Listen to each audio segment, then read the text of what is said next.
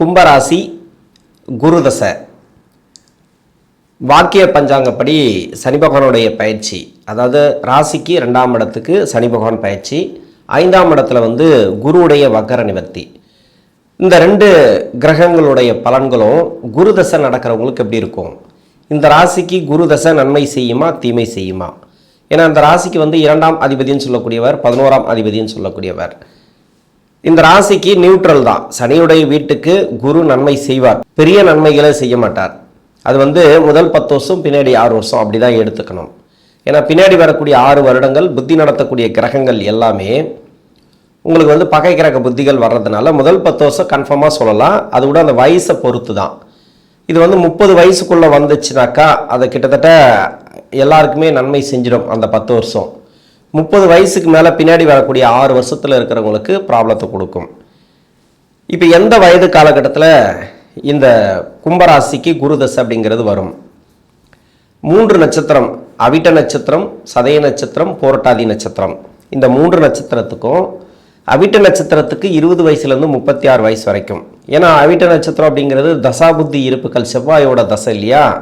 அந்த தசாபுத்தி இருப்புகள் 2 வருடங்கள் தான் இருக்கும். உங்கள் சுய ஜாதகத்தில் 1 வருஷம் முன்ன பின்ன வரலாம். 2 + 18 ராகுதசை அப்படின்னாக்கா 20 வயசுக்கு மேலே 36 வயசு வரைக்கும் உங்களுக்கு குருதசை வரும். சதய நட்சத்திரக்காரர்களுக்கு முதல் பாதத்தில் இருந்தீங்கன்னாக்கா, ஏன்னா 18 வருடங்கள் அது தசாபுத்தி இருப்புகள், அதில் முதல் பாதம் 16 வயசு வரைக்கும் இருந்துச்சுன்னு வச்சுக்கலாம். சுய ஜாதகத்தில் 16 + 16 32 வயசு வரைக்கும் இந்த குருதசை வரும். 10 வருடம் தசாபுத்தி இருப்புகள் இருக்குது அப்படின்னாக்கா 10 + 16 26 வயசு வரைக்கும் இந்த குருதசைங்கிறது நடைமுறைக்கு வரும்.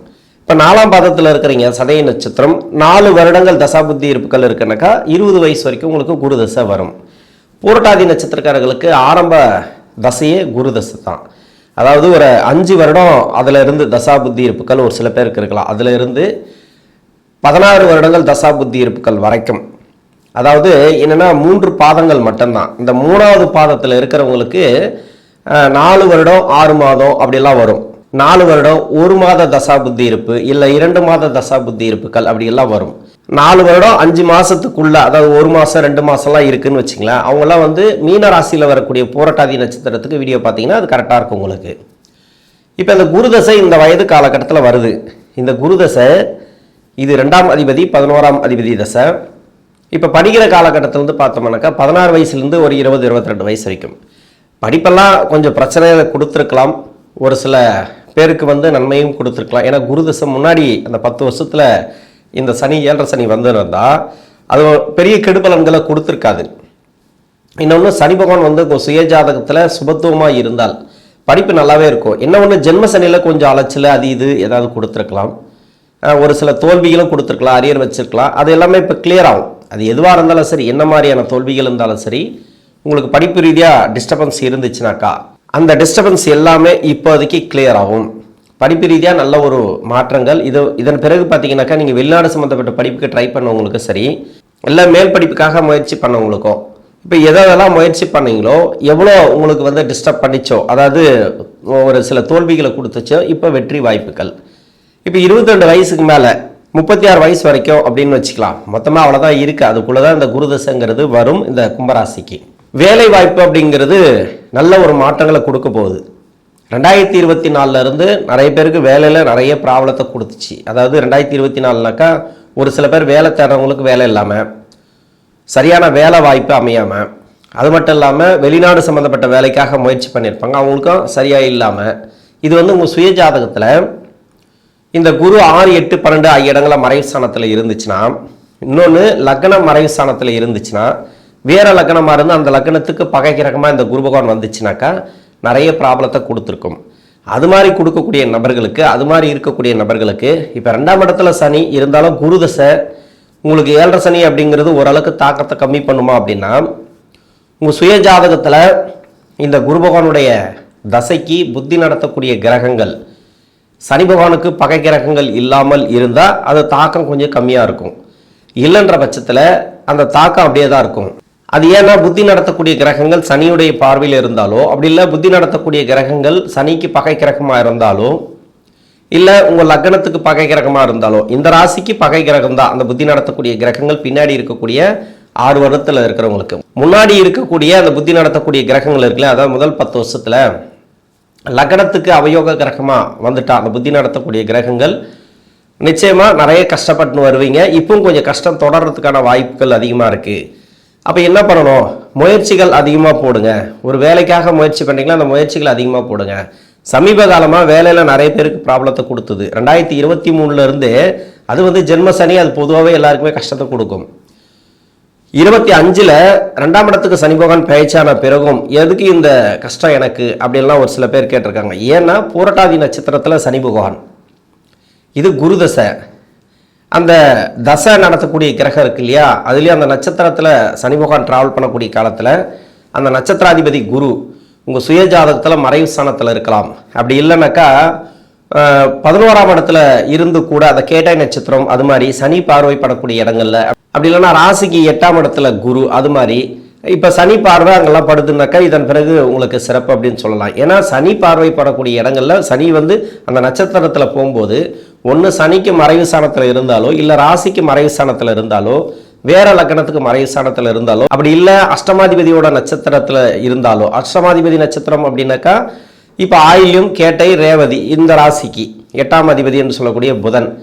அப்போ 7.5 சனி வரும்போது அந்த இடத்துல சனி பகவானுடைய பார்வைப்படும் போதெல்லாம் அந்த இடத்துல குரு இருந்தால் கொஞ்சம் பிரச்சனைகளை கொடுத்துருக்கும். சனி உத்திரட்டாதிக்கு போன பிறகு ஜென்ம ராசியிலேருந்து 2ஆம் இடத்துக்கு பயிற்சி ஆயிட்டார். இப்போ வாக்கிய பஞ்சாங்கப்படி இப்போ உத்திரட்டாதி இதை மட்டும்தான் பார்க்கணும். சனி பகவானுடைய பார்வையில் இருந்தார்னா கொஞ்சம் உஷாராக இருங்க. அந்த பார்வை கூட சுபத்துவமாக இருந்தால் சிறப்பு. அதாவது சனி பகவான் வந்து சுபத்துவமாக உங்கள் சுய ஜாதகத்தில் இருந்தால் உங்களுக்கு நல்ல பலன்கள் மேலே மேலே வந்து வளர்ச்சிகளை கொடுக்கும்.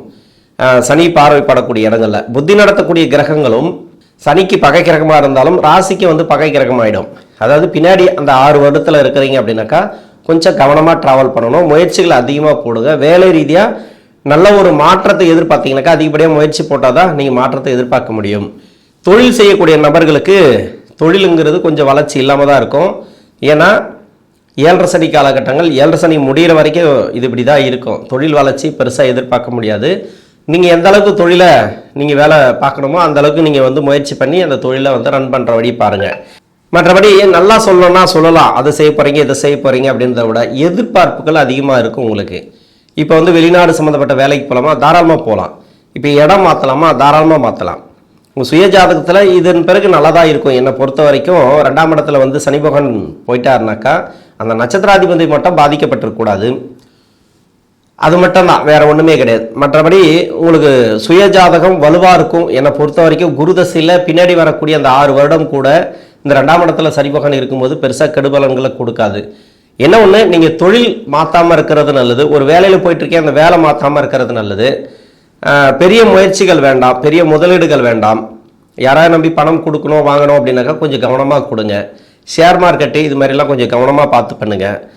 ஏன்னா பின்னாடி இருக்கக்கூடிய 6 வருஷத்தில் இருக்கிறீங்க. இப்போ வந்து எந்த இடத்துல இருக்கிறீங்கன்னு தெரியாது, உங்கள் சுய ஜாதகத்துக்கு தான் தெரியாது. அதனால் இந்த குடுக்கல் வாங்கலாம் கொஞ்சம் கவனமாக இருக்கணும்.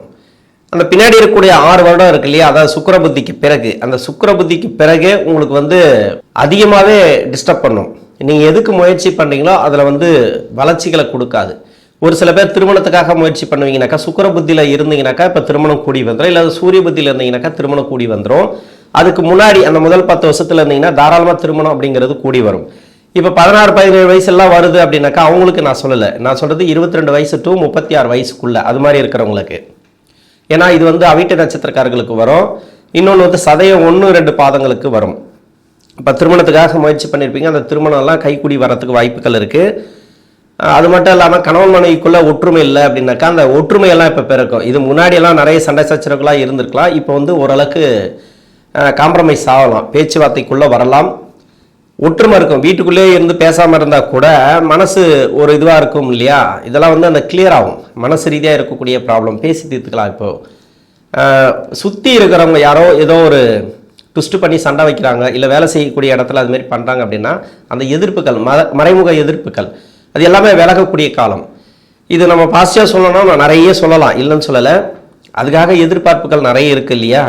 உங்களுக்கு வந்து முதல் 10 வருஷத்தில் இருக்கிறீங்க அப்படின்னாக்கா இதன் பிறகு பரவாயில்ல, அதுக்குள்ளே இருக்கிறீங்க சுக்கிர புத்திக்கு முன்னாடி இருக்கிறீங்கன்னா உங்களுக்கு சிறப்பான ஏற்றங்கள் உண்டு. பின்னாடி இருக்கக்கூடிய 6 வருடங்களில் இருக்கிறீங்க அப்படின்னாக்கா உங்களுக்கு கஷ்டத்தில் போகுது, இப்போ வந்து கடன் பிரச்சனை தெரியல, இப்போ பணம் வரல, எனக்கு பணம் கொடுக்கல் வாங்கல பிரச்சனையாக இருக்குது, இல்லை வேலை தொழில் எல்லாமே கொஞ்சம் ப்ராப்ளமாக இருக்குன்னாக்கா அந்த 6 வருடம் முடிகிற வரைக்கும் கொஞ்சம் வெயிட் பண்ணி தான் ஆகணும். அதாவது அது குருதசையே முடிகிற வரைக்கும் வெயிட் பண்ணி தான் ஆகணும். ஏன்னா 7 சனி விடுதலையானா கூட அது அப்படி தான் இருக்கும். புத்தி நடத்தக்கூடிய கிரகங்கள் பகை கிரகங்கள் இந்த ராசிக்கு.